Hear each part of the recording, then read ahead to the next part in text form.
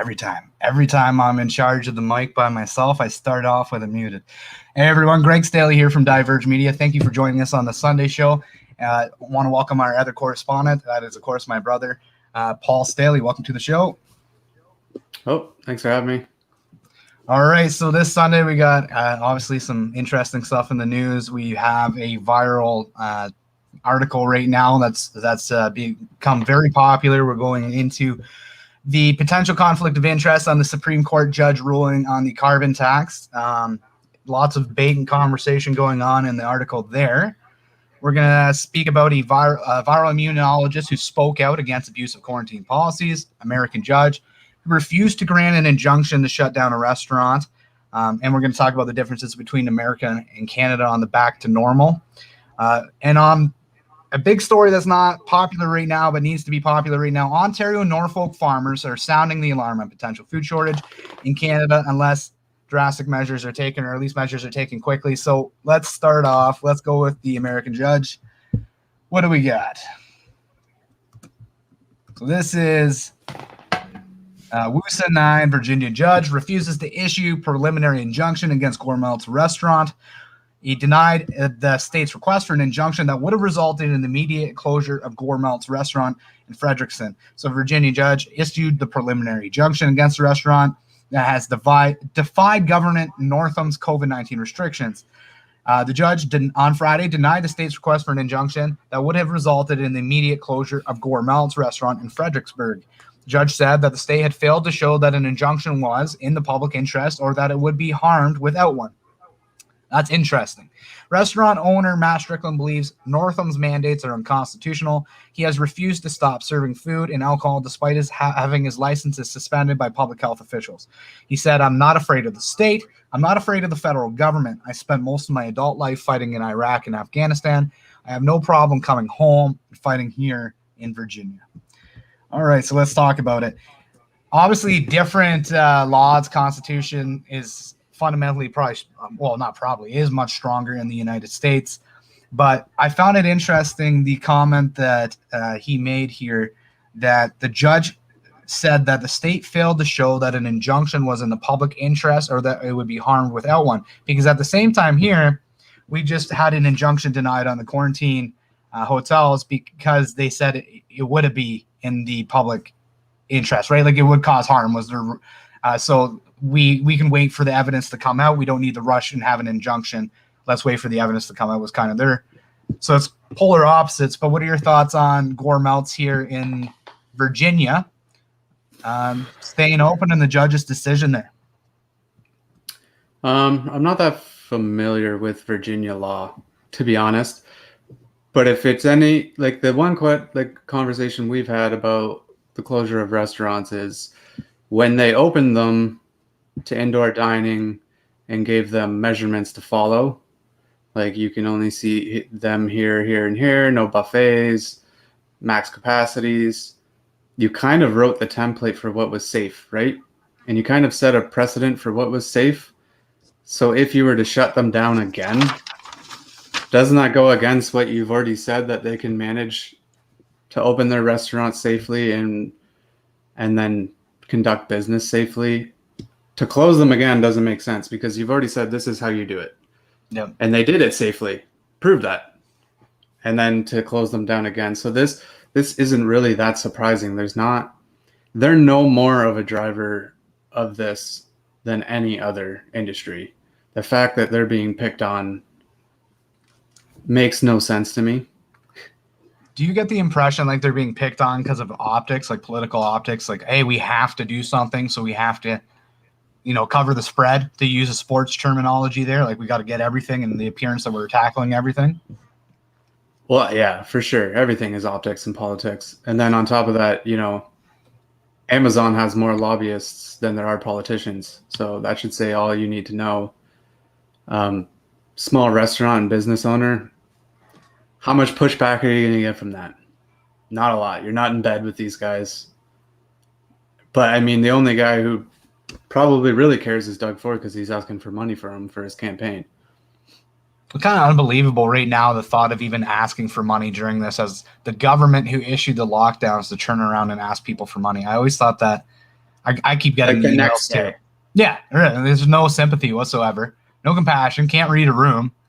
But yeah, no, I keep getting the emails about fundraising, like, oh, hey, can you spare a few dollars? It's like, man, like, stop.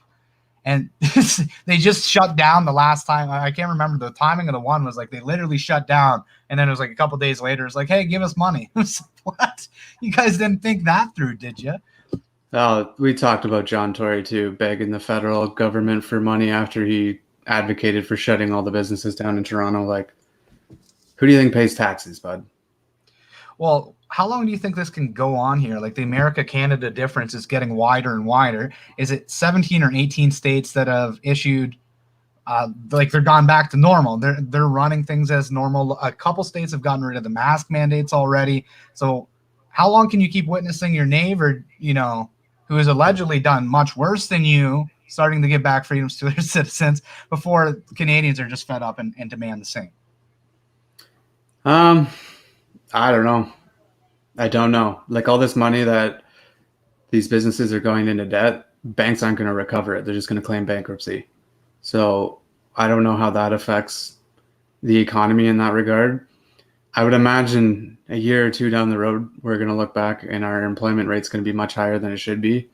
Um, Once this money disappears, this CERB and EI and all of that, where you're no longer eligible, uh, people are going to start looking for work because you got to have money.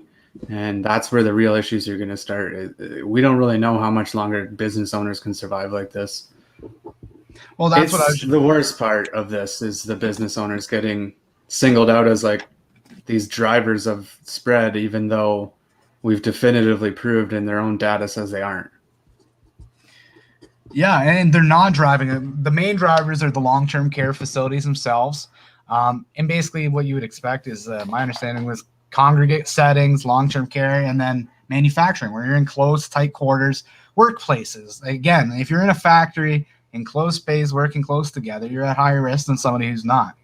But when the debt ends, this is the concern here you're talking about. Like, I think we're going to look back in a couple of years, and then you'll see the devastation of the decisions today, because they're bankrolling basically the ability for businesses to be able to stay open today for these policies to be in place. But a lot of these businesses have just stayed open for the privilege of taking on more debt that they'll have to pay back tomorrow. Will they ever be able to pay it back?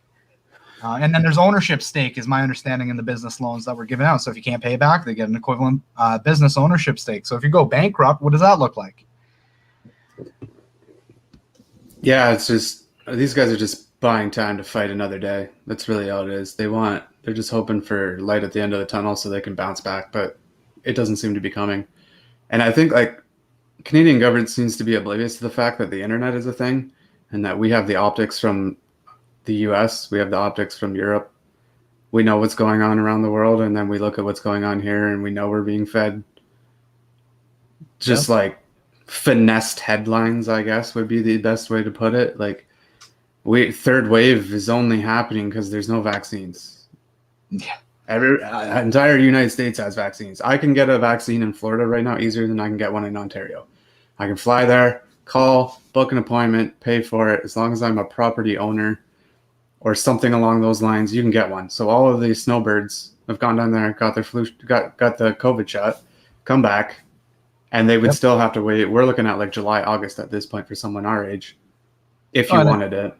If you wanted it, and whether or not you wanted it, they've hinged the whole reopening process on the vaccine being rolled out. Hey guys, just hold on, a vaccine's coming. Hey, and then they bungled it so bad. So if that's the driver, it's like, man, you guys are either grossly incompetent or you just, what's going on here? Because that was the whole purpose. And then like you said, you can get it easier in Florida right now. How is that if this was your big focus? Like, are you guys just that incapable, or what happened? Is there something that we're unaware of in the contracts? You ponied up the money and then they played, well, we'll get it to you last because somebody paid more. That's what I kind of think I'm curious what the contracts actually were, but I'm curious if there's only so much the manufacturers can produce and everybody wants them. So I think maybe there's some politics behind the scenes with these vaccines as well, I think.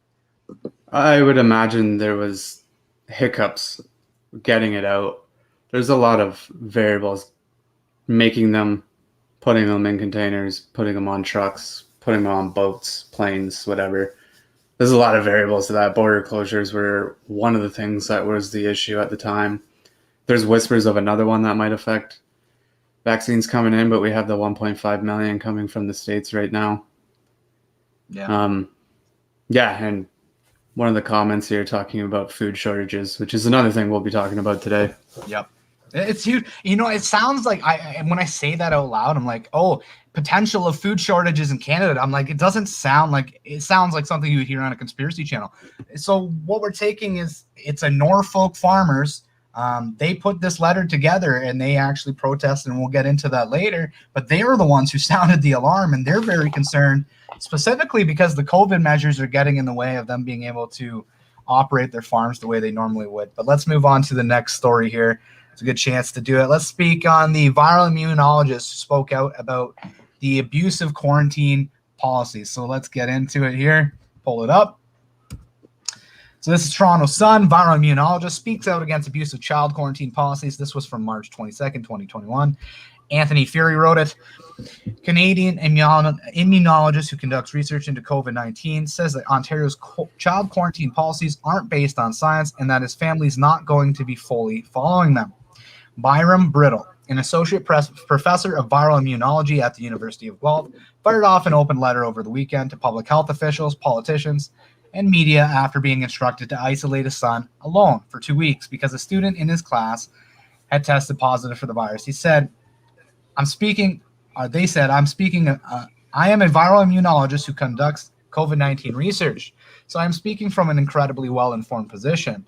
I'm also a parent. From both perspectives, these policies for children who have had a classmate test positive for COVID-19 are nothing short of abusive. So they attached a copy of the letter of his household received from Wellington Duffer and Guelph Public Health, which instructed them to have their child isolated in a separate room for 14 days and keep distance of 2 meters from other family members. And there was no age restriction on these measures. So it didn't matter. Your kid could be in kindergarten or grade 1 and they'd say you need to isolate your kid, feed them food through the slot and whatever, and take all these crazy measures. And then they changed that and said, well, you can have a parent. One person with them.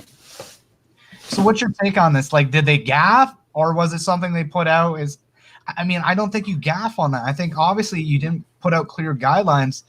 I don't know what their intentions were with it, but I almost wonder if they're not testing the waters and seeing like how far people will go with it, because it's such an extreme thing. So for someone to follow along, if people followed along en masse to something like that, maybe it's a signal that people are more willing to accept crazy things than we think they are. So what's your take? In terms of the school closures, I think like what gets lost here is the fact that BC doesn't have this strict of, even in our own country, we don't have this strict of laws. BC is pretty much what your workplace is. It's like direct close contacts, get isolated. There was another story from the Sun about this, about what potentially can happen. They had one kid test positive. They sent brothers and sisters home. They sent classmates home, close contacts. Then your parents have to stay home from work to care for them. At the end of the day, they sent 100 people for testing. The person that was positive that sent all of those people home was the only person that wound up positive. So you can argue that that is being careful, or you can argue that is a gross overreach that is taking money out of people's pockets, wasting people's times, taking kids out of school. To me, it's an overreach. Like, even if in our own country, BC isn't doing that. It's like, no, who's the direct close contacts? We'll contact them and their parents, send them for testing, and it ends up being like 8, 9 people. Well, and the irony is Doug Ford's Open for Business Ontario, you would think that it would be prudent to not send everybody, because that's those parents that had to stay home. That's their workplaces that were affected. That means the economy was hit as a result of all these false positives, or the fear of whatever, a fear of a positive. It should be, if there's no symptoms, you should be good. Maybe you have a physician analyze the class or something if you're that freaking concerned after, a kid tests positive with an outbreak, or and then come in and do that. But to shut everything down, every parent had their life turned upside down. That's workplaces turned upside down. That's money out of the economy. And this is in Doug Ford's Open for Business Ontario. It netted you 0 results. Didn't help anybody. I mean, like it could have very well had a couple other people test positive, but like it could have been unrelated to what was going on because this was like some of these people haven't even been in contact with this person. That's like how do you get coronavirus if you haven't been in contact with coronavirus? Yeah. You don't. So why would you send? Like it just doesn't make sense. It's to me it's an overreach, and it's again in our own country in BC. I know for a fact they don't do this. So why are we doing it here in Ontario? Ontario seems to be the California North, where we just want to place restrictions on everything and over sensationalize everything. And maybe that's because the major media market is in Toronto and the whole world revolves around Toronto. And that's kind of what we're getting here. Because like it isn't like this elsewhere. Well, it's an interesting thought because, obviously Toronto is very liberal but yeah, Toronto and the big cities that kind of drive the votes, they drive maybe the culture at the same time. They're very liberal and lean that way. So maybe that's why the attention focus is that way. But to shift this, so the quarantine policy is abusive, but also the PCR testing. So again, yeah, you could test positive. It doesn't mean that you're actually infectious. I wanted to bring up the Wuhan study because 10 million people were PCR tested out of the roughly 10 million. It was just short, a couple 100,000 short, but 300 asymptomatic positives. Like they were PCR positive. Panic, everyone. That would be turning their families' lives upside down, contact trace, if they did it the way we do it. Instead, they tested them in a lab. Let's see if they're actually infectious cell cultures. They weren't. None of the 300 were actually infectious. So you might test positive with a PCR test. The point is, it does not make any sense if they're exhibiting no symptoms to then punish that child, their family, and everyone else. It can be maybe a tool to inform you that you're potentially infectious at a lower cycle threshold, but it doesn't make sense the way currently used, which is 33 to 45 cycle thresholds. Fossey said anything over 35, less than 3% chance. Portugal court quoted that medical study. There's 4,000 tests cultured. Anything over 35, they were saying less than 3% chance they were actually infectious. So tie that all in to the PCR. What do you want to close out on a thought there? I like maybe. I mean, I know we got the rapid fire tests collecting dust last I heard. So Toyota must have bought a bunch of them because that was in the news this week that they're going to be doing mandatory testing to go work at Toyota. Which the rapid tests, if you don't know, they just detect viral load. So they basically don't tell you are definitively sick with coronavirus. They just tell you there's a high viral load in this individual. Then they send you for the PCR testing. But at what point do you just say, like, there's an amount of information that your workplace should be allowed to have in terms of your health? This to me is like a lot of people are going to be picking up a religion right quickly. Yeah, I mean, religious exemption, right? But I mean, how far can they push it? Because they're not allowed to know your personal health. So, but where does it stop though? Because that's the slippery slope, right? Is like, I know, like I feel this way. Is once you give them an inch, they'll take a mile. Like once they take one thing, they're going to take another and another and another. So what's next? For jobs that don't require it, are you going to get alcohol and drug testing now? You don't operate any heavy machinery. That's just it. The foot's in the door, and once they know, like, most of the workplace was okay with this, and it kept us safe. And then the other side of this conversation is this could potentially stifle some anxiety in the building. The thing that comes up with people who work there is like people are abusing the COVID policy, and they're getting paid to sit at home. Of course. Well, guess what? Toyota doesn't have to pay them to sit at home. Is that counterproductive? Yes, but that's what the government says you don't have to do. You don't have to pay them. So then people show up sick to work. It's just like, well, what's the happy medium here? So in a workplace of that size, it's fairly easy to see the abuses because you're running over 1,000 people. You could have 100 people off in one day, like easily. Oh, so it hurts the bottom line enough that they were willing to invest millions of dollars into testing. Well, here's the other one. How many people come through the plant doors and then they have hundreds of tests? Well, what about the risk of cross-contamination? Is it a medical professional transporting these, or is it just a Toyota worker? Oh, it's a Toyota worker. Like, you know what I mean? Like, those are the potentials. It's like, what's going on? Is I would argue if it's just some worker that's not qualified to handle the specimens, Well, maybe he cross-contaminated them. How do I know? There's 100 others. This was an issue with other PCR tests. They were getting them in massive amounts, and they were getting loose ones coming. It was in the UK. They were getting loose ones coming in, and basically they were leaking over other packages. They were putting them all in the same bins. I mean, it's like, how is that a reliable form of testing? I remember hearing that. Yeah. I remember hearing that. But like, at what point did you say that like the pre-work screening questionnaire, temperature read, and masking wasn't enough for your workplace, that we need to also test? Okay, well, let me take my mask off then if you're going to test me every single day. What's the point? Well, doesn't the mask work, right? Like, so if the mask works, why do I need the temperature check? If the temperature check works, why did I need the mask? If that works, why do I need the rapid antigen test every time I walk through the door? And if Toyota gets it, this is the concern to broaden this out. If a massive company like Toyota implements that and it goes okay and there's no pushback, you really think they're not going to push for that to be pushed elsewhere?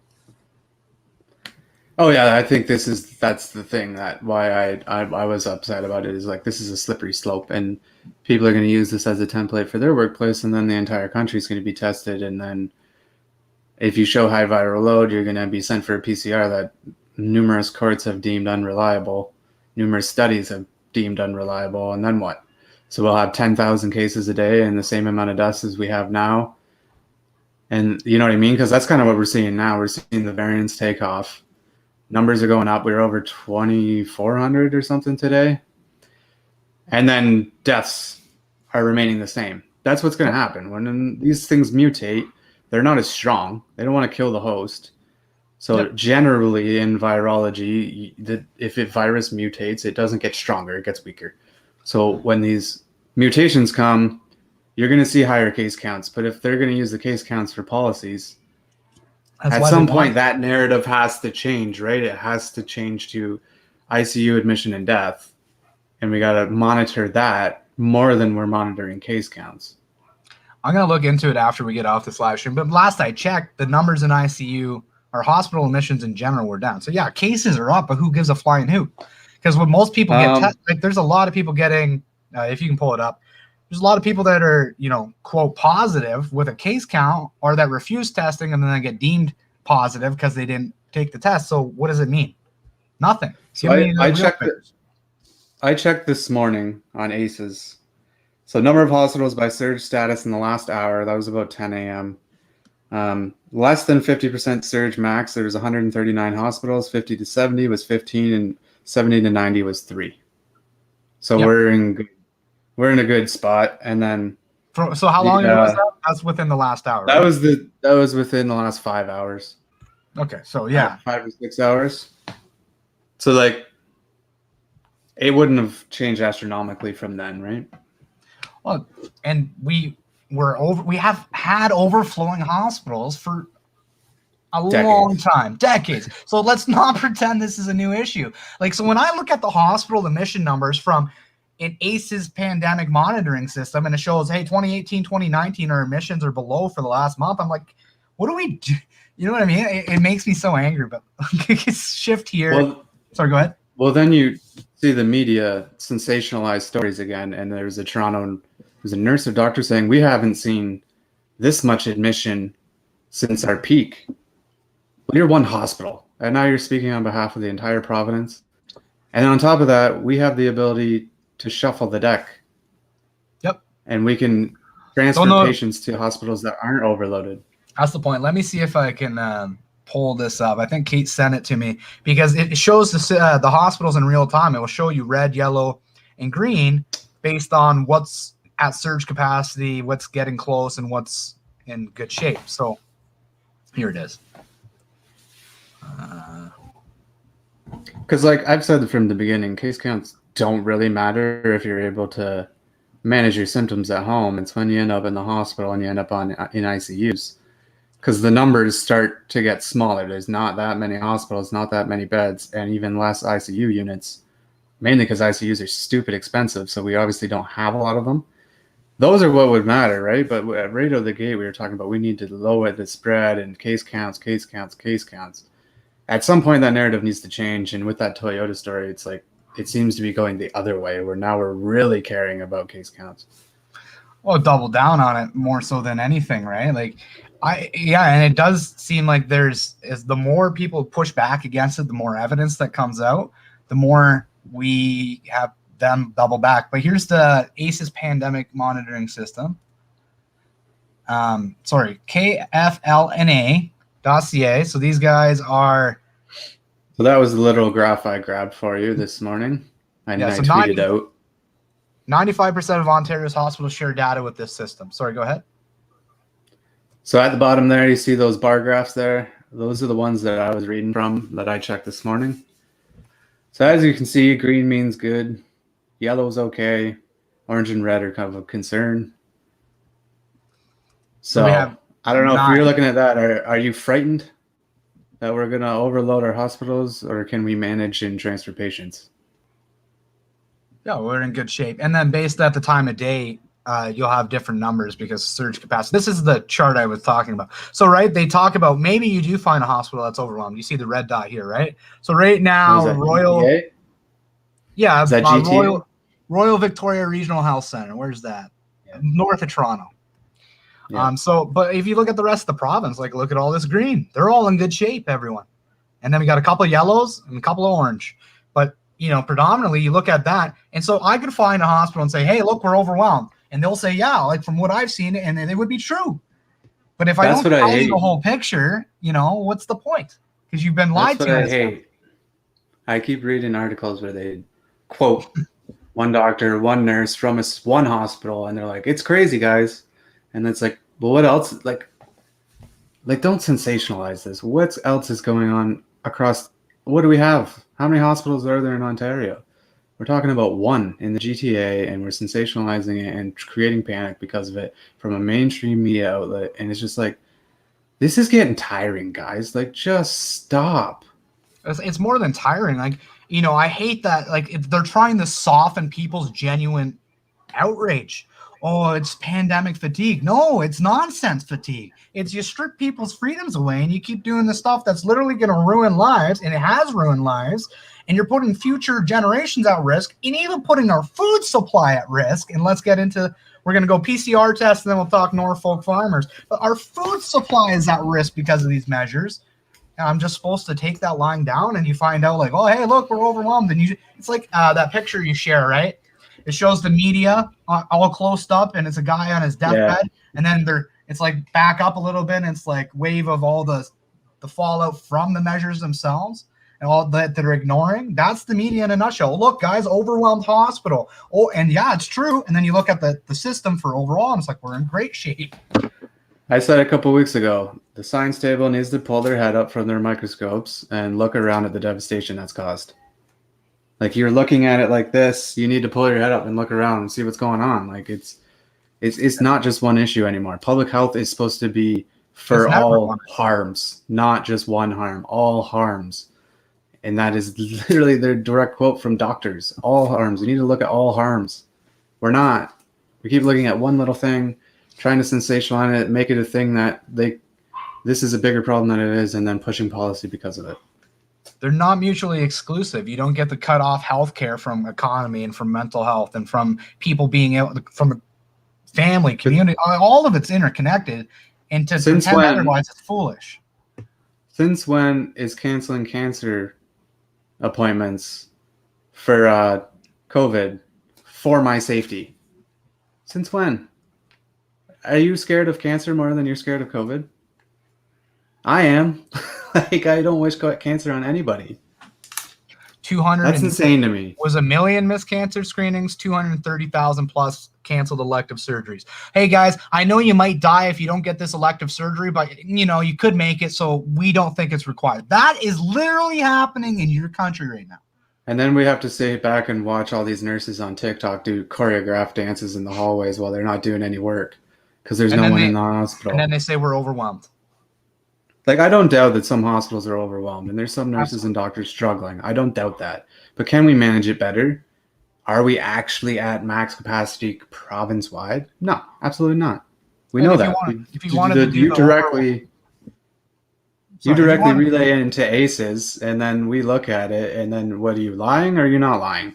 Because that's the numbers you're reporting. Your own numbers say that it's not a problem.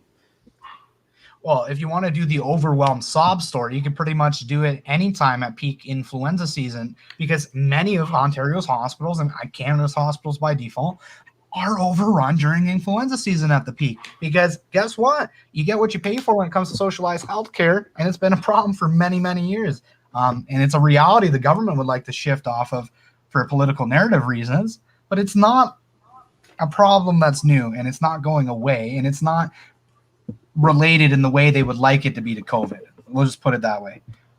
Yeah, like I haven't checked in a while, but those overflow units that they were installing, like they had almost next to no patients. And I had heard and read an article that they were taking psych patients now, because that's a major issue right now. So they're not even taking COVID, they're taking psych patients. So, No. again, all harms. Let's look at it. Cost analysis. I've been asking it for months. We haven't got one. Is it really that much to ask from an elected official? Hey, give us a cost-benefit analysis. Did you guys consider the 1, 3, 5, 10, 20, 50-year complications? Did you talk about it at all? You've only had a year behind closed doors to formulate kind of an opinion on the matter. Either you're incredibly stupid or you're lying. It's beyond, yeah, it's one of the two at this point. Stop giving them an out. They don't, it's beyond good intentions for me at this point. We've had a year. It's one of the two. The sample size isn't small. We've had a year. We have data. We have studies. We've conducted our own studies about testing asymptomatic individuals. We did it with nurses. It didn't work. 0.15%, everyone, or 0.17.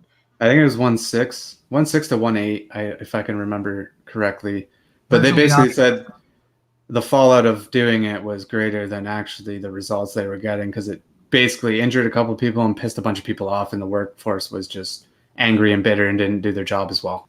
They were getting, they cited in the report, it was like natural, what do you call it? Like your nose passage, like pain.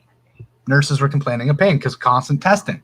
Well, you imagine being tested every 2, 3, 5 days, or even once a week for months on end. But I think some places are more than that. Some are like multiple times a week. Our neighbor, who's a PSW in long-term care facility, basically said it's every day now. Yeah, it's awful. Different type of testing. They changed hers, but we're going to shift in here, moving on to obviously a video. If you're squeamish, this is going to be a disclaimer warning. This may not be the video for you. Maybe look away, but we're going to show a video of an infant being PCR tested for COVID. And we're going to bring up an old article from our past that kind of relates directly to this. So again, warning, if you're not comfortable with pain, this might, if you have any anger management issues too, you might want to leave the room. This might be the time to shut things off and walk out if you're easily angered. I shouldn't laugh. Yeah, I don't like watching it. But I honestly have a hard time watching it, but I think it's important. And I said to Kate, the only reason I did share it is, listen, this happened. It might happen again. No, it happened, and I spoke with a person who it happened to. So let's get into it. Here we are. Again, here's your warning, everyone. Last chance. If you want to shut it off, it's 13 seconds.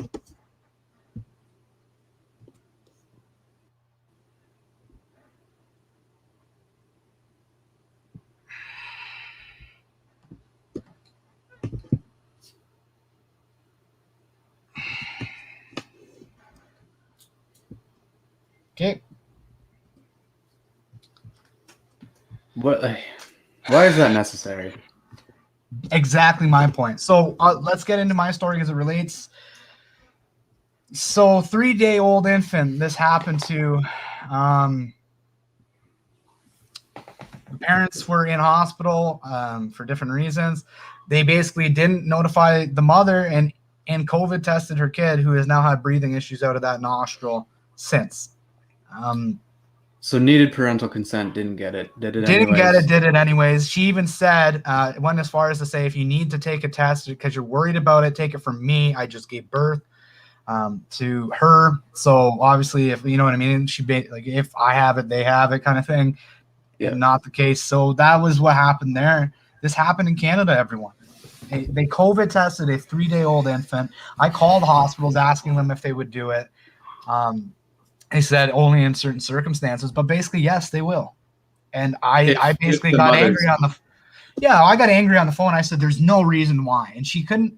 What caught me off guard more than anything about that conversation, Paul, is the person on the other end was like almost put off by the fact that I was angry about it. I was like, "There's absolutely no reason to COVID like PCR test an infant," and she's like, "Well," and it caught me off guard. I can't believe.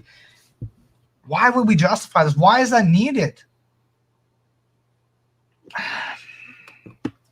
Losing you here. It looks like you're. Oh, there you are back here. You're cutting in and out. All right. I'm going to have to pull him back in, everyone. Sorry about that. It looks like his internet's giving him problems again. But honestly, we're talking about this issue here. I don't understand why an infant would need to be PCR tested. And maybe somebody can riddle me the hypothetical scenario why it would be appropriate, but I don't see the reasoning and I can't understand it. And this happened. It's not a foreign thing that's happened. This happened here in Canada. It's happened to somebody. I was on the phone with them, and this happened without their parental consent. I have no words. So we bring back Paul. Yeah, sorry about that. You cut out there. Yeah, you just kind of was getting some feedback, and then it just dropped my video feed of you. Yeah, so like basically they can test so if I was worried about this, I would probably go into the hospital with a COVID negative test to give birth, especially if you're getting induced. Well, first off, you shouldn't have to be forced to test to go in the hospital. That's the first issue. It should be a physician looks at you, you got no symptoms, you're okay. Like we're beyond that. So now you've subjected somebody to something they don't want to do. And if not, there's the potential of that. So my understanding was they were concerned that the person I spoke with, that there might have been spread. They were in contact with a mother or father-in-law, something like that. And they'd been traveling before, so they were concerned about it. And that's why they did it. But but you're supposed to test the mother. Yeah. And get consent. At that point, like if they were so bossy and pushy about it, like if my kid was feeding well, I'd pick it up and walk out the door. Like you're not in jail. So, and they did get to that point. They literally why were they giving a home birth? Was that personal choice, or were they fearful of what was going on? So they were with a mother or a midwife. That was personal choice to have it there. Midwife told them they were concerned about the baby's weight. There's a bunch of issues behind that too. The weights were off and things like that. But they recommended that they go get checked out at the hospital. They were under the impression they would just be getting checked out.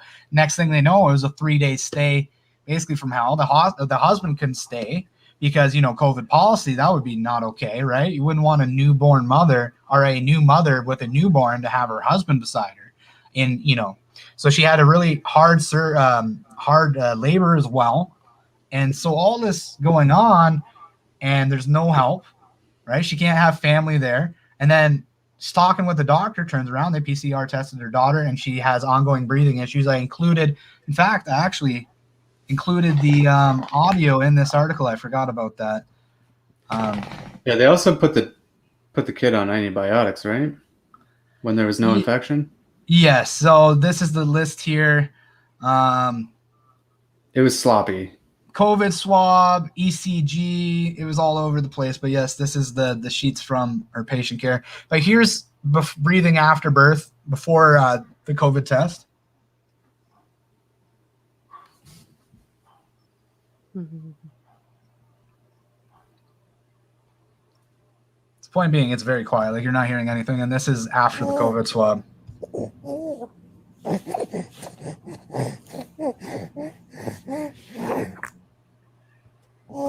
So, So they went on to say that it was because they could touch part of the child's forehead, right? Yeah, and it would stop on the one sinus. So basically the sinus, which like you should probably, for me, I had that baseball injury a few years back, and I took a comebacker to the cheek. Yeah. And it sunk my cheekbone. So they put me on antibiotics basically just because your eye socket and your sinus are connected right there.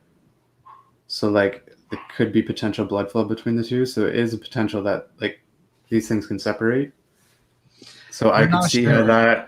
that could damage and potentially cause issues with breathing because your nasal sinuses are right underneath your eye. So coming up through here could cause issues in and around that area, right?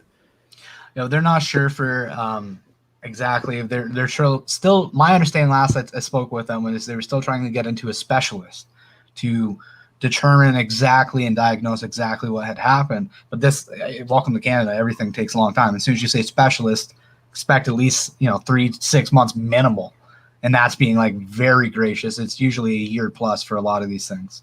Yeah, it's been awful. Like even I was trying to get laser eye surgery at one point, and I had an appointment booked, and then COVID hit, and then they canceled all that, even though it doesn't even take place anywhere near a hospital. I Because it was like, makes I sense. don't understand what we're doing. It's just guessing.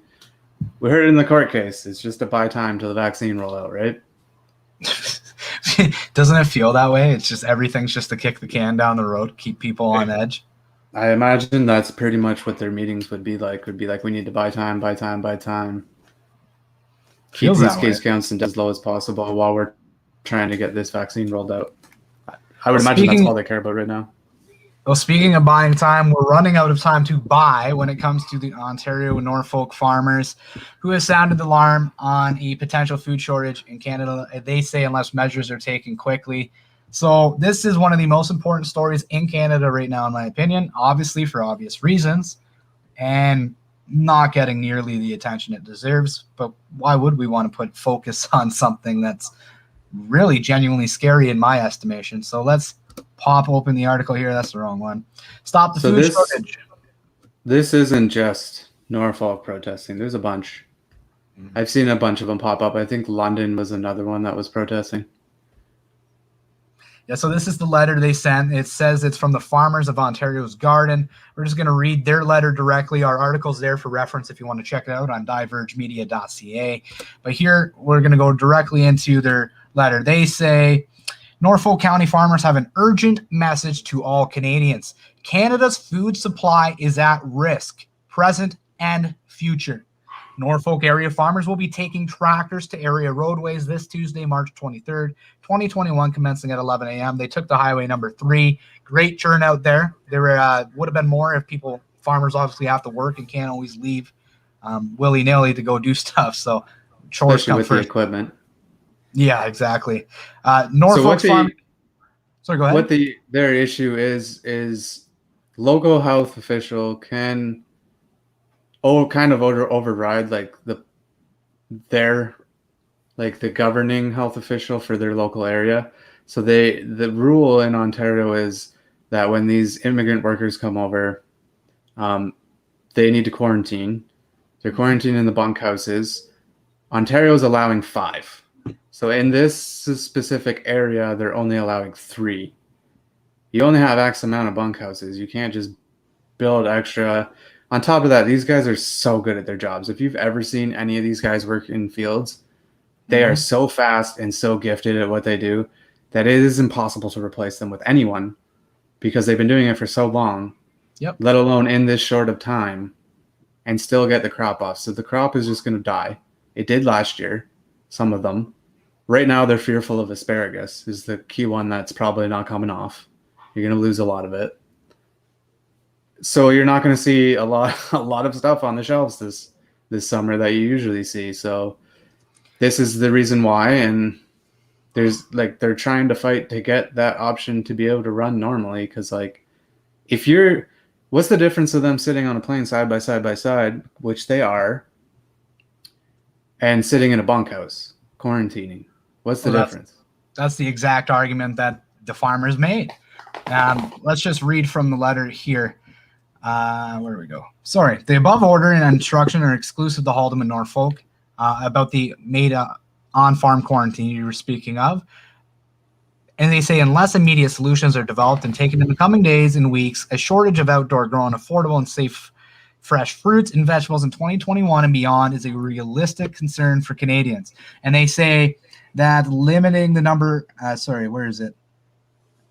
There it is. Regarding the transportation of temporary foreign workers from the Pearson International Airport, stating that employers of temporary foreign workers were on their own as far as getting the workers to their places of quarantines, limiting the number of workers who may travel together to quarantine cohorts. No regard is being given to the fact that the workers previously traveled from their home countries in a plane together. In comparison, again, this is different from every other health jurisdiction in Ontario and in fact, Canada. So they're literally concerned about these restrictions. So they're not even getting help with the quarantine either. Imagine you got to bring in your big farm, like 25, 50, 100 workers, and now you got to find out accommodations for them that you never did before. That's a business expense. And assuming they can even bankroll it, that expense will be passed on to the consumer. Oh yeah, for sure. That's, if you know that area too, it is a lot of farming. So it's not like it's one or two crops, it's lots. You're going to lose a lot of food off the shelves because of this. There's a lot of food in that area. It's an agricultural area. It doesn't make sense. It's not helping. If we talk about these counterproductive things, this is counterproductive. Well, if the whole goal of COVID measures is to save life, here's the paradox. You're now putting life at risk because of your COVID measures. It's a willy, like you just, like you might as well have picked a number out of a hat. What's the difference between 3 and 5? Well, why not 4? Yeah, Where's right? the data to support the change? Like, I don't understand. Less is better? I don't understand the logic that they're using here either.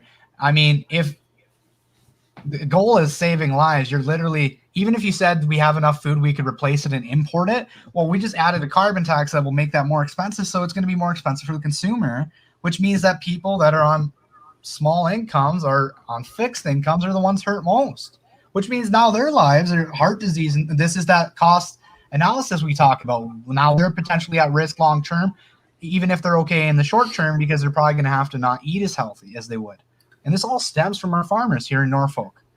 Well, that, and if we're facing a potential shortage, what are the poorer countries that we support facing? Because that'll lead to starvation. Absolutely. Well, it was estimates of over 100 million people have been put at risk or below the poverty line due to COVID restrictions. This some articles floating around.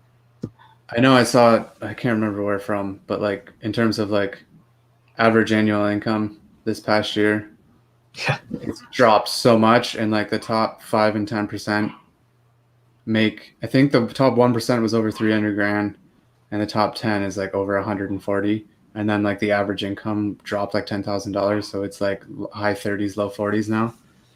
So you see that gap. There's no middle class anymore, is what that says. As things are getting more expensive. So yeah, like that, all in the midst of things getting more expensive to just live. Yep. So it's just like again that transfer of wealth. Like the poor get poorer and the rich get richer. We're watching it happen in real time. There's not much to say on it other than it's something that needs to be immediately addressed, and it's only going to be addressed if there's pressure put on by the people, and that you need to be aware of it. This is a time constrained thing. They don't have weeks and months to wait around for things to get better. This is like, no, the crops got to go in the ground. It needs to happen today, tomorrow, or yesterday. It's a very urgent thing, and it bothers me that it's not all over the mainstream media right now. Yeah, it's awful, and they might not get the help before they need it. It's that urgent. Like it's I don't know. I'm hoping to see some follow-up stuff come out of there, but it's been pretty quiet since the protests. Yeah, it has. I'm hoping to see follow-ups come out of this as well. But again, it has been pretty quiet, and they're busy. It's like asking the person that has already a mammoth task to do to add more to the plate so that they can do their mammoth task. That's what you're asking farmers to do. Hey, go protest so that we'll listen to you about the thing that you need to do. Meanwhile, go work 12, 16-hour days and then do that. Figure it out. Yeah, because that's the alternative is if you don't want to lose your crop, you're just going to work all day, every day.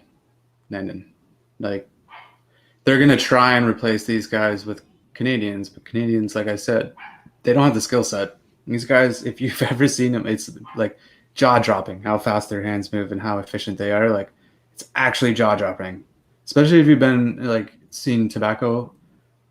Yeah. Like, that's one. I know this is different, but, like, you see these guys who do it year in, year out, and it's like, oh, like, it's hard to believe that they can actually do it as fast as they do it.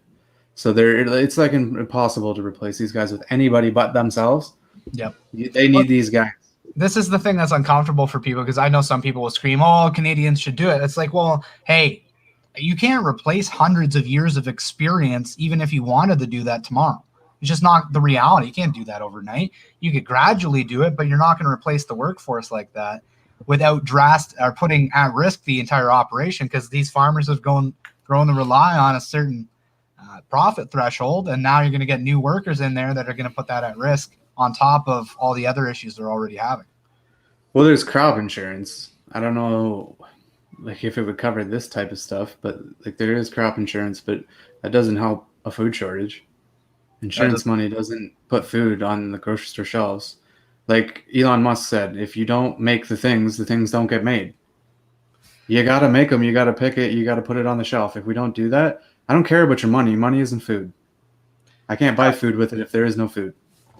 Country that can't feed itself is screwed. Yep. Well, whenever, it's compounded when other countries are going to face same potential issues because of the COVID measures. They were slaughtering chickens. They were talking about slaughtering minks. Maybe it was the minks, not the chickens. But they were talking about doing we found COVID in this animal, slaughter them all. Like, it's like, whoa. Like, no proof it can jump, and no proof that it would infect someone, but you're going to go down that path? Slow down. Was it a racing pigeon? Did you hear that story? No, I didn't. There was a racing pigeon that was like tagged or something, and they found it in a different country and contemplated on killing it because they were scared it might have coronavirus. Where's PETA? I don't think they did, but it was like a topic of discussion, like a serious discussion, that they were like, I think we need to kill this thing because it's from a different country. It might have infect us all. And it's like, what? Where's all the animal rights activists say? It's just, no. My body, my choice is another thing that disappeared too this last year. Yeah, no. Your body, my choice. That's how that works. The way it seems these days. Yeah, your freedom ends where my fear begins. That's kind of, honestly, that should be the slogan we put on a magnet. Yeah. And then you could have it reversed so that the upside down, you flip it and it's reversed the other way too. Like, my fear doesn't end. Yeah. We'll figure it out. We're trying to figure out merch here. Spitball merch ideas in the middle of a live stream. Yeah. Anybody? Right. Speaking of merch, our hat's also available on divergemedia.ca. Oh, this is one thing we wanted to plug. So we're going to pop out something here in the live stream. If you put a purchase in the next 10, 15 minutes, because our live stream is getting close. We got another topic we're going to close off. We're going to do on our Sunday show discounts. So $5 off if you enter in this coupon code. So we're just going to go Sunday show today, 28th. Gonna have to change it though, because people are gonna start catching on. And that has to be sent soon, before 5. So if you're interested, Sunday show, $5 off for our Diverge Media hat. Send it to, when you put your order in, just put a special message, and we'll know. We'll knock 5. Actually, just personal messages, and we'll put through the order. I got to figure out. I actually got to put through the website so you can actually have a discount. There's a bunch of stuff that goes in behind that, coding, all the fun stuff. But moving on. That was a terrible plug. Very, very not smooth. Yeah, you segued that pretty poorly. It was very poorly, I would add. So this article's gone viral right now. It's probably going to be our biggest article that we've ever done. We even have lawyers weighing in on this now, I guess. But potential conflict of interest, Supreme Court justice who ruled on carbon tax constitutionality. Let's get into it. Pull it up here, and we'll get your thoughts. The conflict of interest. So basically, I'm just going to read the first 3 paragraphs because you can go through what he actually said, but I don't even know that you need to go in what he actually said at this event. But just him speaking at the event itself, I think is concerning and could be a potential conflict of interest. So the Chief Justice of the Supreme Court of Canada, Richard Wagner, was the opening speaker at the Centre for International Sustainable Development Law, CISDL SISTL, for their 2020 Honorable Justice C.D. Gontier Memorial Lecture called Human Rights, the Sustainable Development Goals, and the Law. He was appointed to the Supreme Court by Prime Minister Stephen Harper, but elevated to the position of Chief Justice by Prime Minister Justin Trudeau. We will get into some of the details of what he said at the event. Yeah, so basically, you can go and read the video is actually up of his whole speech at the event. But I say, even him speaking at the event already has the appearance of a potential conflict of interest. And here's why I say that. On the Sistel website, on the About page, under a subsection titled Integrating Environment, Human Rights, and Economy Through Legal Scholarship and Empowerment. So they're looking to empower environment and human rights through legal scholarships and empowerment. That's the first thing. The website then says that Sistel leads global initiatives and projects in collaboration with a range of international partner organizations that include the United Nations Environment Program, UNEP. That's already, like, in my mind, they're a pretty extremist group. They don't acknowledge that there isn't scientific consensus on climate change, that there is a debate. Dan McTeague of Affordable Energy brings that up in his article that I reference here. But the United Nations Development Program, UNDP, is a part of that. The World Trade Organization, the United Nations Framework Convention on Climate Change, and among others, they're on the United Nations General Assembly Economic and Social Council. They're an accredited observer there. So I bring all this up. I just think the mere fact that it's like, man, you're supposed to remain impartial. You're ruling on the constitutionality of the carbon tax. Then you're speaking at this thing that's using legal scholarships to empower the environment and legal goals. Or I want to read that. I got to be careful here, right? But you're using integrating environment, human rights, and economy through legal scholarship and empowerment. So it's kind of, I take that almost to mean it's ideological in a sense. They're pushing forward with scholarships to promote that kind of thinking. And then the UN sponsors it, these UN groups that actively promote the catastrophic climate change agenda, which is sky is falling, give us your taxpayer dollars because that's somehow going to solve the solution. But what do you make of this? Because we'll pull, actually, can I read one more here? We got the actual, this is Kyla Lee, Vancouver criminal lawyer, expertise in DUI. But she's commented on 15.4 thousand. She says no conflict of interest here. Justice Wagner did not say climate change required taxation, point to examples of what are innovative solutions, and his remarks didn't even really acknowledge climate change at all. Yeah, that's not my point. Sorry, and then she says he spoke from a 10,000 foot level. Even if he did say climate change is a real crisis that demands our attention, would have no impact on the case because the legitimacy of climate change was not a matter of debate on the hearing. No, but it says that he believed that there's something needs to be done about it, and that's part of their. I think she's speaking from a legal perspective that, like, if you were to try and fight it based upon conflict of interest, you wouldn't win But at the end of the day, if we're looking at is there potential, like if you're that involved in climate change programs to then be sitting there making a decision on a carbon tax that directly affects the things that you are very interested in. Yes. After being appointed by the man, Justin Trudeau, who put this bill forward, what are the odds you say no? Well, the thing is, like, again, he wasn't appointed to the Supreme Court by Justin Trudeau. He was appointed by Harper, but he was appointed to Chief Justice so he was presiding as the Chief Justice over this case. Like, again, it's just the perception there is it's off. Yeah, they weren't debating climate change. I get that, but don't you think the perception is really, really, really, really bad when you got 4 UN groups that are all on the environmental climate change stuff, and he's supposed to be impartial when he comes and looks at the constitutional question? I don't know that he could be and again, he didn't speak on climate change there, but even what they're about, like, again, I'll read that again, that line, because I'm being very careful here, but integrating environment, human rights, and economy through legal scholarship and empowerment.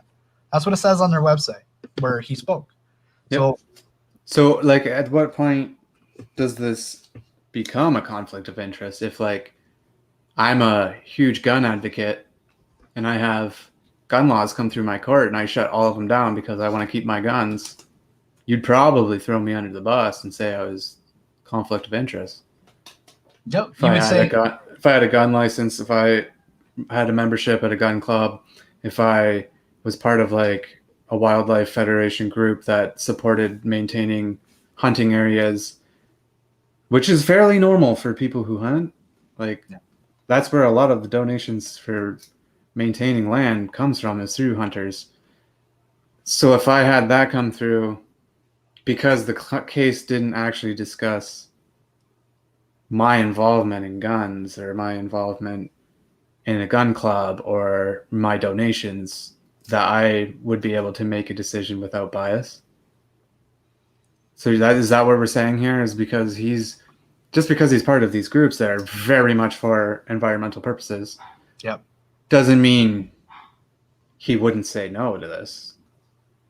Well, like, I don't know about that. but Like, that's where you go, yeah, that's where the potential is, right? Because, well, maybe he wouldn't. Maybe it was a clear but I cut think ruling, but it makes I you wonder.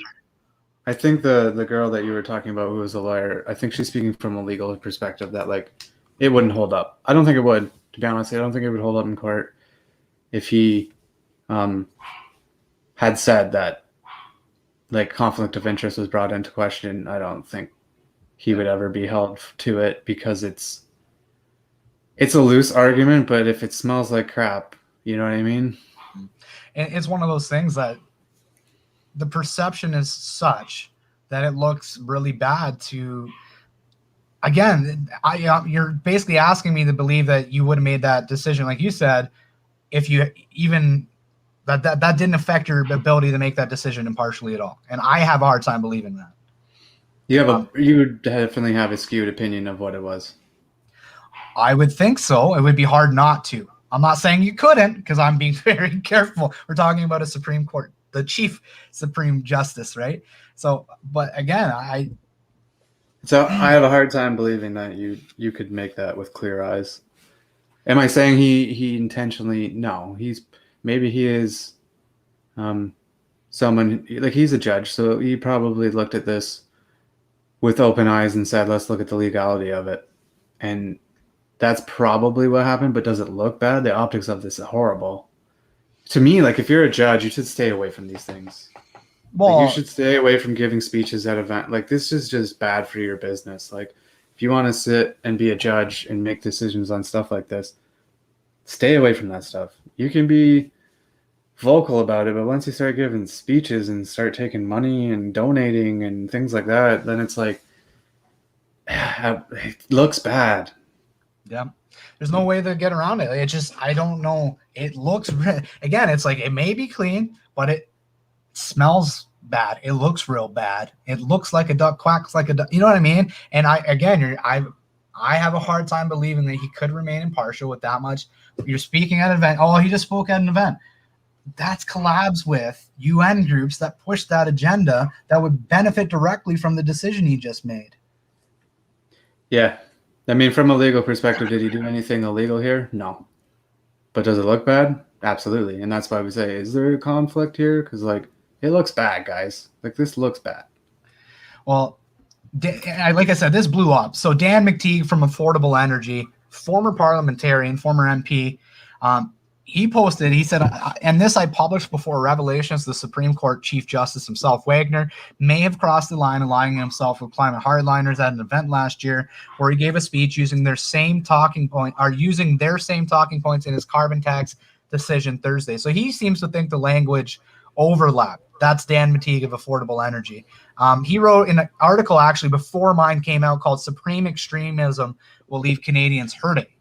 And so I used his decision or used his article as a reference, but he said a majority of justices don't acknowledge that the science is in dispute, don't acknowledge that there may be a series of approaches other than imposition of taxes, regulatory charges to address any environmental concerns, don't acknowledge the provincial jurisdiction may be in fact legitimate to address concerns because apparently climate change is real and that demands something more. And they have no reservation about stepping to matters of public policy dispute. What these justices do is embrace an extreme position on an issue in dispute, endorse the concentration of power in the federal government, right? This abolishes the federation and provincial jurisdiction, right? Because now the federal government can mandate things and force provinces to do it.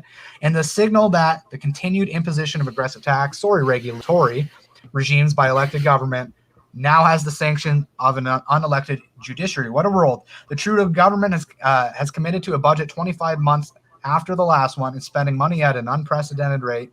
Is imposing a radical energy and environmental agenda of unprecedented scope and scale. compromising our sovereignty with ridiculous commitments to the Paris Accord and net zero by 2050.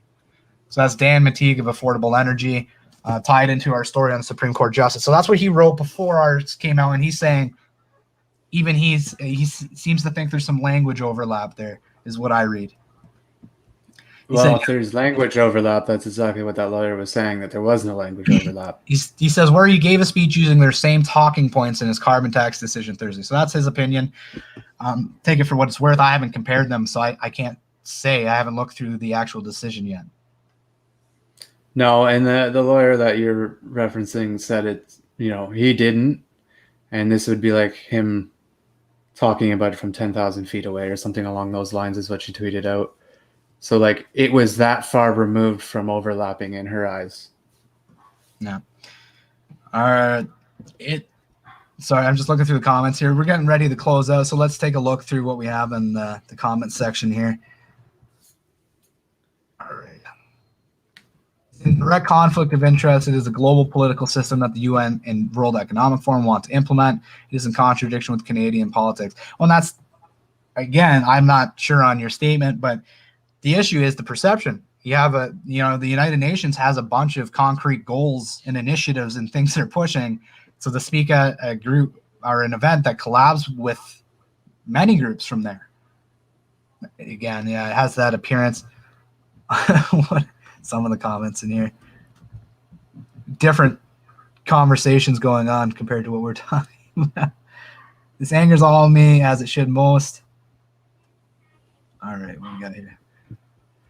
This angers me, as it should most. I've gotten to the points I give 0 Fs to this, but that's what it is. And I have a severe case of CS. Stand back.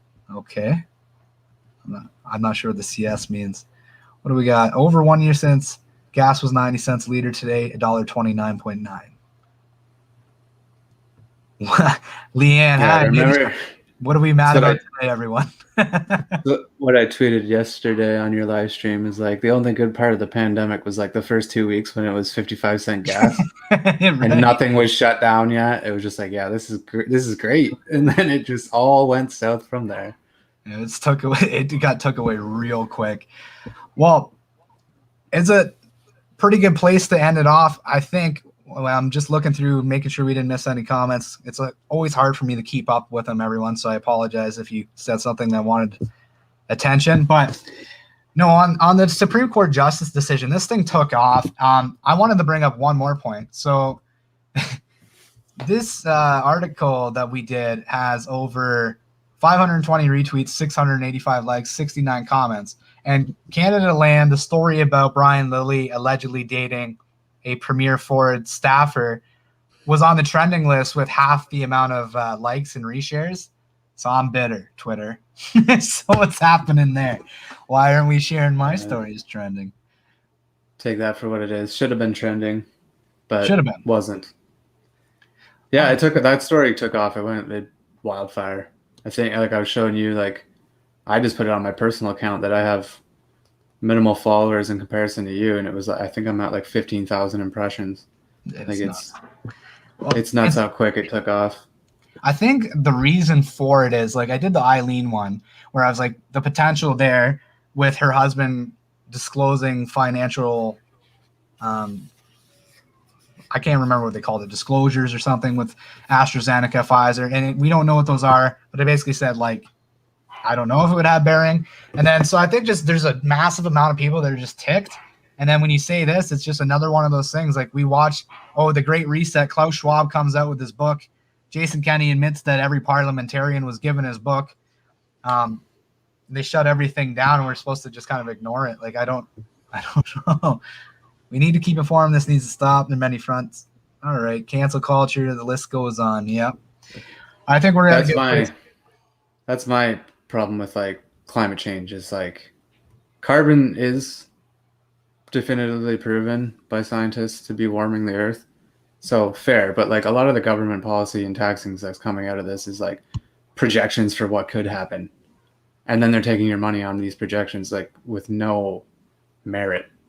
Well, and then just because there's proven that CO2 causes warming, it's like to what extent do humans cause CO2? Because that's the one they pull the bluff on. They try to act like we have the control of the lever and we can dial it back from 100 to 20 or something at drop of a hat. The reality is there's a lot of CO2 that's not man-made cause, and the actual control we have over the amount of CO2, it's probably nowhere near where they'd like it to be or admit. Because I don't think it's enough to sway things, even if it was. I don't believe. I'll say I don't believe in catastrophic climate change. I don't believe that if we don't give the government our money right now, that we're going to die in 20, 50 years because the climate's going to basically. Yeah. The 20 to 50 years, I disagree with wholeheartedly. And that's ignoring the fact that like businesses are now changing. Like, do we have the technology to actually combat this in 2021? Do we? Like, electric cars are becoming a thing. Our carbon footprint was trending toward downward before we put this tax in. Yep.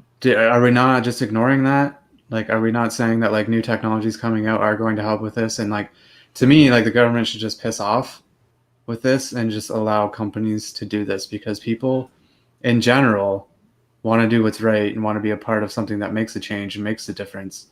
So if companies are coming out and giving you that option to be green and to, lessen your carbon footprint, people will buy it.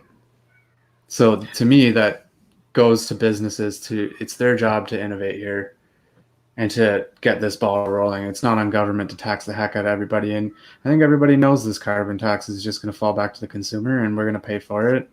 And the rich are going to stay rich, and we're going to have less money in our pocket. So hopefully one of these politicians wants to undo it the next time when they roll into office.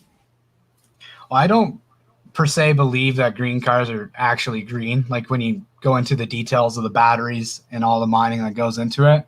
But I think fundamentally, regardless of what you believe, capitalism is the best vehicle we have for innovation. And if the government truly cared, like this is a detrimental problem, we're all going to die if it doesn't get addressed. And I've said this for a long time. Then the issue is not to beat humans over the head with it and punish them for everything. It's to incentivize improvements because they need to be made quickly. And that calls into question for me the whole scheme, because if it's because it's such a dire issue, then why wouldn't you incentivize it with good policy? Like, hey, if you can reduce the amount of CO2, as an example, you put in, we'll give you a discount on your taxes. And then they incentivize businesses to push towards it. But they do the opposite. They say, we're just going to punish you. And then they put businesses out of business at the same time. They don't give you alternatives. They don't give you alternatives. Hey, we're going to tax you for carbon, but like, hey, buy this brand new pickup truck that still emits the same amount. Like, give me, like, you didn't offer any alternatives, right? It was like, here, we're just going to take your money, but we're not actually going to offer any solution to the carbon problem. And from a business standpoint, it needs to make financial sense. If you say, even if there was vehicles out there that were great, they don't make financial sense yet. They're not at that point. So if you get like an electric fleet, you're going to lose mileage, you're going to lose range. They might be more expensive to fix, might be more expensive initially. So it's all these things too. So you got to allow the market to naturally, and this is why you can't force those things. Now you're going to force it, and now you're just creating massive gaps in society where they got to be filled. Like California is talking by 2030, no gasoline manufactured vehicles. Well, how does that benefit anyone? That just drives the cost of the vehicles. And now people are put in an even worse situation. They just want people on public transit, in my opinion. Okay. So the flip side to that is, if we get rid of all gas vehicles today, what are we driving? Electric vehicles? Who can afford it? So where are we getting our electricity from? Yeah. How are we creating our electricity? What are we charging for our electricity? This isn't helping anybody. We're just going to end up driving all of your gas consumers into electrical consumers. And then electricity is going to cost 10 times more. Yep. And then you're just going to be poorer and poorer and poorer. Now. We already see it in Ontario. It's bad. Like how bad hydro is here. It's insane now. Like more expensive than Hawaii. It would be smart to diversify the market, is what I'm trying to get at. Give multiple options. Make them all around, have offers in the same price point, right? Like have your EVs, your electric vehicles, priced around the same as a new car. Have your hybrids, same thing. Give numerous options. It will diversify your drivers of this emission, and then you need the balance. Otherwise, you're just driving them from one to another, right? Like, and then we're dependent upon this instead of this. Well, it's dangerous because now you're taking something and you're concentrating, like you said, it's all going to go to the grid. So whoever controls the grid now can jack up the price, because if transportation is all linked to a thing that's controlled by one thing, right? When we go into oil, yeah, there's monopolies in oil, but there's many different producers. Now we have one provider of the electricity to the grid, and it's whoever's in your area. So what would keep them from turning around and going, you know what, we're charging you more now because we can? And you don't have a choice. And nobody's thought about that either in the pursuit of green. But I want to add one more here. Have you heard about this? Michael Moore, in his newest documentary, calls out the green scam for what it is. Talks about solar panels need petroleum. They need oil to be developed. And also there's toxic minerals. I've covered research that get washed off in the rain. Wind can't be disposed of yet. They don't meet anywhere near their 20 to 25 year warranties usually. Usually there's so many pictures of falling apart windmills way far before they were meant to fall apart. But they're not green. He says basically you need to reduce consumption. That was his whole summary. There's no silver bullet with green energy. Reduce consumption. And he's a hardcore environmentalist. There's a lot of things that are manufactured with oil. If we stop drinking bottled water, that would do a lot more for the world than this carbon tax. You could probably keep all your driving patterns the same, ban bottled water in the country, and it would maybe have the same impact. The amount of because bottled water, it requires oil to make plastics. So then your plastics end up in ocean, and then you use what to get it out of the ocean? Gas powered. more oil. It's a great system. Gas powered equipment, right? Like this is dumb, right? Like this is how no one's had this conversation with them to be like, this sounds stupid. We're sounding stupid right now. Would a stupid person do this? They probably would. We should not do this. Well, it's like I'm surprised the environmentalists haven't spoken up on the mask debate, because he said there's like millions of masks ending up in landfill, ending up in natural environments now as a result of this. Like you see them everywhere all the time now. I saw a couple in mud puddles this weekend. Yeah, at the park. It's just went for a run, saw one hanging off of a fire hydrant. They're everywhere. Oh, it's the whole debate needs to be talked about. But when it comes to the environment thing, like again, I don't buy into the whole catastrophic doom and gloom. But I say this all the time. We need to be good stewards of our resources. But if that's the case and that's what you're about, then promote and incentivize, because human psychology says that's a better idea than punishing people, the right behaviors. Don't just. My biggest issue is every solution punishes people. It doesn't incentivize good behavior. And I hate that. You can have it both ways to an extent.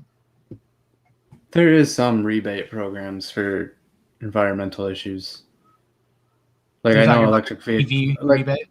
Yeah, EV rebates were a thing for a while, which got more EVs on the road because of it, because you saved thousands of dollars buying one. Now the price points are coming down, so though you're going to see those disappear. Yeah. So.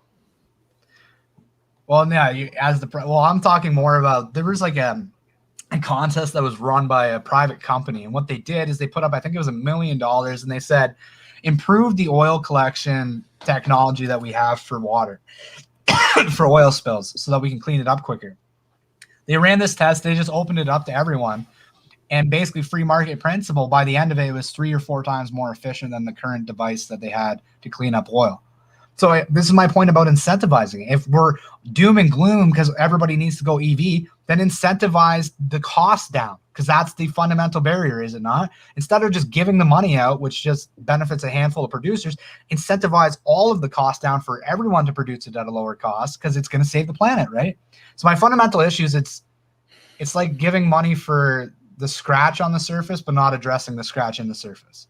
Like you need to address the actual problem, not just the surface of the problem. So it's a Band-Aid. It's not a solution. You need to improve the overall efficiencies of these technologies. They need to actually be green is another one. But yeah, I'm all for alternatives, but it needs to be done through a free market and economy. And if it's that important, I'm sure you can incentivize it through private businesses. I don't even think you would have to do taxpayer dollars. I think a few $1 million in different contests on key things, same kind of model. I bet you could put $50 to $100 million aside, private investment, and say we need efficiencies improved here, here, here, and here. And that will improve our overall efficiencies by exponential amount if we hit them. And I think that would be the way to go about it. But instead it's, hey, Paul, we're going to charge you more at the gas pump. That's going to cost you more at the when you go to fill your refrigerator. It's going to make it so it's harder to have a family, right? All these things. How does that make sense if the goal's the environment? Yeah, for me, it's always been like it should be on the manufacturer, not the consumer, to solve these problems. My impact is so much less than a manufacturer's could be. So shouldn't you create incentives for which businesses want to do this? Like, Yeah, wouldn't you give a kickback to business owners to be like, if you start a business in the environmental field right now in Canada, you'll pay half price on square footage of commercial lots? You would think there's so many things you could do to incentivize good policy and good idea. And that's fundamentally why I don't buy the climate change catastrophic debate. Because if it was truly about catastrophic climate change and we're all going to go hell in a handbasket if we don't do these things, kumbaya, we need to unite, then you wouldn't just beat people with a stick. You would incentivize the right behaviors, because that would get people on board a heck of a lot quicker. So I don't buy it for that exact reason. It's just the logic loop. There's a gap there for me. Yeah, for sure. And like I said, manufacturers can make much more impact than we can. And I know they do give like fees on square footage commercials for cities that they're rebuilding. I know Hamilton, Ontario did it down near Barton Street, I believe. They offer a lower price per square foot on commercial if you were going to open a business in that area. So these things are already happening for these, and it works. You can kind of reface an area by doing it, by you're incentivizing. It's much cheaper to start a business here. Great. And then you get if you into want to the start issue it of an independent, or of the politicians picking and choosing what gets picked, right? And that's always a concern about incentivizing anything, because that's the flip side of that coin, is now somebody gets to choose who gets picked. Now the lobbyists are in the room, and they're having conversations about, hey, send that our way. We'll donate this much to your campaign. All right, I think this is a good spot at the end. The live stream. I'm going to pop through the comments real quick, see if we got anything, and close up. Doesn't align with 2030 agenda to speak up over environmental damage. I use mask as underwear when I'm out. Well, that's going up forever now, Tim. All right, so what else? I use tap water in a stainless steel bottle. Easy recycling. All right.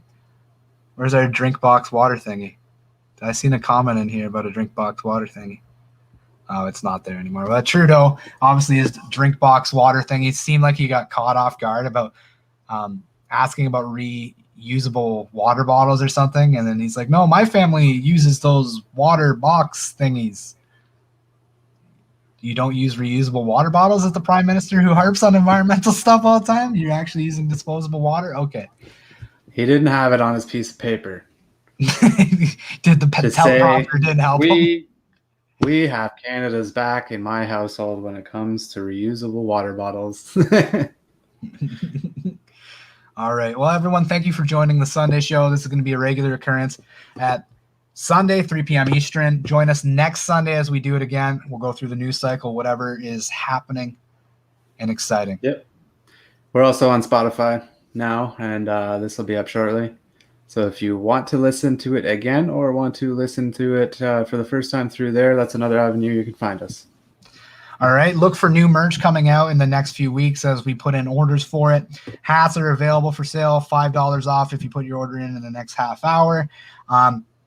Yeah, they're stitched. They're not whatever the heat transfer ones. They're not that. They're good hats. I like it. But mesh bag. They're very comfortable. But divergemedia.ca, check us out there, and we'll see you next time, everyone. Thank you.